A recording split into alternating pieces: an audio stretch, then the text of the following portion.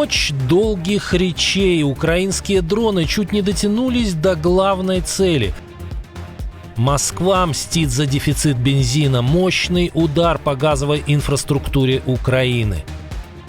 Кардинальный перелом. Вашингтон окажет Киеву очень важную помощь. Кто повлиял на президента США? Жестокие реалии европейской демократии. Как незнание географии привело к отставке министра. Трамп обещает решить самую нерешаемую американскую проблему и начать раздавать деньги.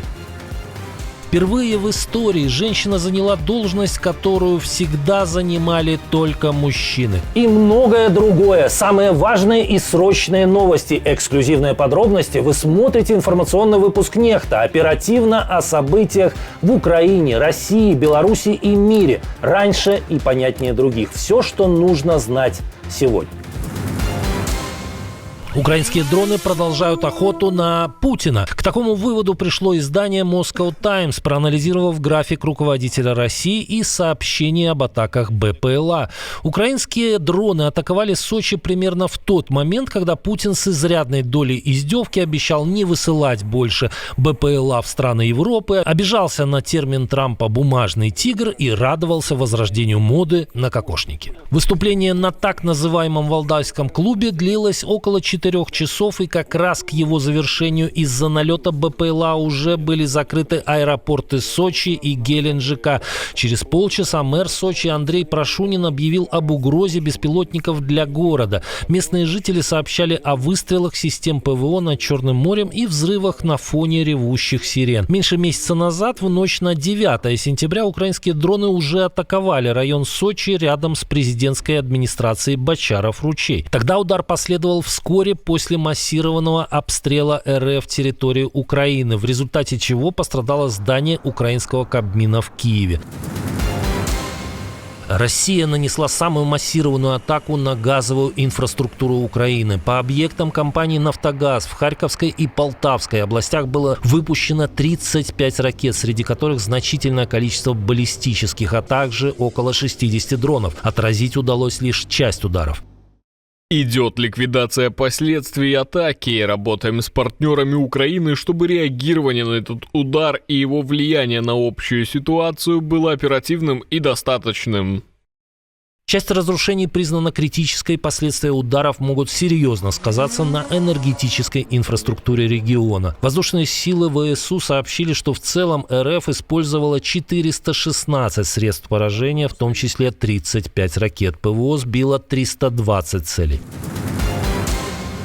Дальнобойные украинские дроны поразили один из ведущих НПЗ России – Орскнефтеоргсинтез в городе Орск Оренбургской области. Это 1400 километров от Украины. Удар подтвердили не только авторы многочисленных видеороликов, но и источники в службе безопасности Украины. В ведомстве заявили, что речь идет о беспилотниках Центра специальных операций «Альфа».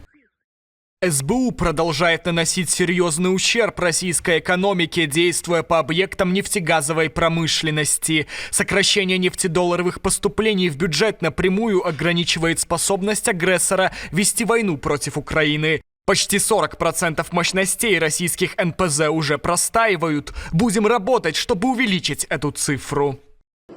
На заводе действуют 4 установки первичной переработки нефти с общей мощностью 6,6 миллиона тонн в год. Орскнефтеоргсинтез выпускает около 30 видов продукции: автобензины, дизельное топливо, масла, авиакеросин, битум и мазут.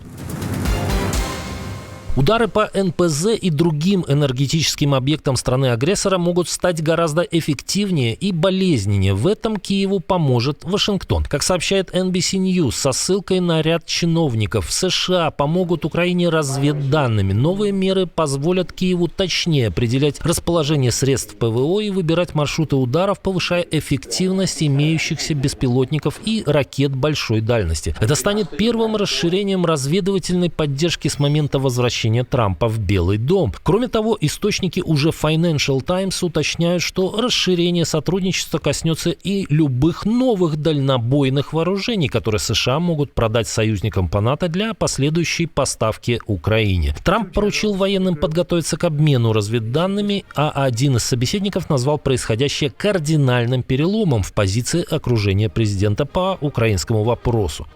Безумовно, це дасть можливість формувати більш якісно складні операції, які дозволять нам проривати протиповітряну оборону з малими витратами. Тобто, умовно кажучи, не створюючи, не відправляючи велику кількість засобів ураження.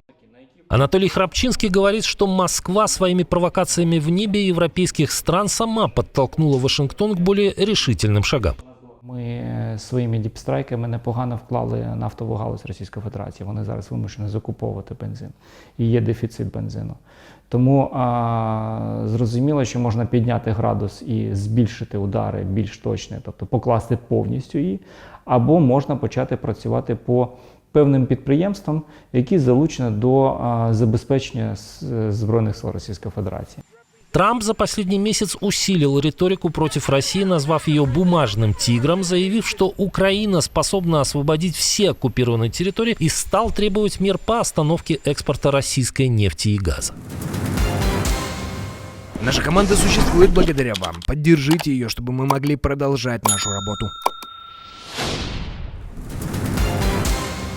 Ни дня без провокаций с участием неизвестных дронов. В этот раз их видели в небе Бельгии, страны, в которой располагается столица Евросоюза. Теперь беспилотники кружили над военной базой.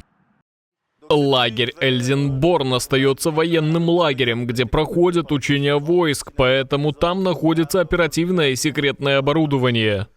Местные журналисты предполагают, что дроны пролетели с территории Бельгии в сторону Германии, где их также заметили в городке Дюрен. Откуда появились дроны и кто ими управлял, снова пока неизвестно. Немецкая полиция и сообщила о наличии в районе группы из примерно 15 дронов. Наш охранник, который в это время патрулировал территорию, заметил 4 из них в районе военной базы и передал нам эту информацию. А пока армия, полиция и спецслужбы в странах Европы не могут справиться с беспилотниками, в Объединенном Королевстве озвучили еще одну не менее серьезную проблему. Глава британского космического командования генерал-майор Пол Тедман в интервью BBC заявил, что Россия регулярно пытается глушить военные спутники страны. По его словам, российские аппараты летают вблизи британских и пытаются собирать с них данные. Россия также каждую неделю пытается заглушить военные спутники Великобритании с помощью наземных систем. Генерал отметил, эти действия носят преднамеренный характер, и активность россиян усилилась после начала полномасштабного вторжения в Украину. Незнание географии сгубило министра культуры в Литве. Карьера Игнотаса Адамавичуса была недолгой. Новое правительство страны было утверждено всего только 25 сентября. И тут журналистка портала Лритас задала новоиспеченному чиновнику простой вопрос: чей Крым? Сначала политик назвал вопрос провокационным, и только после нескольких попыток увильнуть вынужден был ответить, что это оккупированная территория Украины, которая сейчас находится у России. Адамавичус к культуре отношения никогда не имел и получил портфель случайно. Его правопопулистская партия «Заря Немана», вошедшая в правительственную коалицию, рассчитывала на пост в энергетике. Назначение Адамавичуса изначально вызвало протесты деятелей культуры, которые собирались начать забастовку 5 октября. Теперь, после скандального интервью, министр сам подал в отставку. Пока Кремль бросает триллионы рублей в топку войны, в самой России какими-то немыслимыми темпами продолжают рассыпаться здания. Очередное ЧП случилось во Владивостоке. Тут обрушилась часть строения промышленного колледжа. Предварительно установлено, что обрушили железобетонные потолочные перекрытия и повреждена часть фасада здания, введенного в эксплуатацию в 1972 году.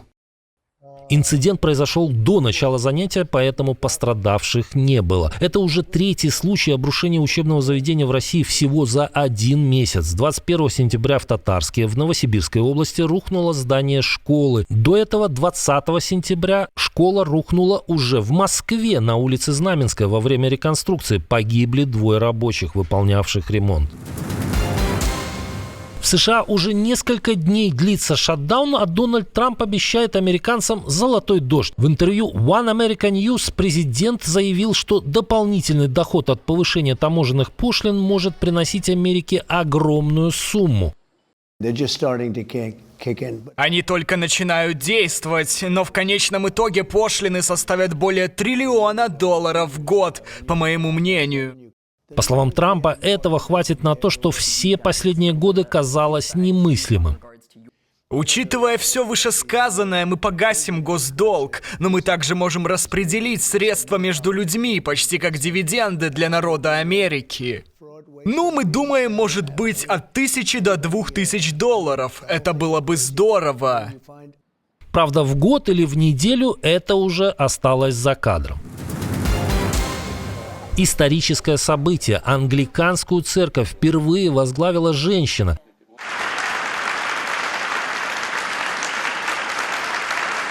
Сара Малали назначена архиепископом Кентерберийским, главным клириком англиканской церкви, численность последователей которой превышает 85 миллионов по всему миру.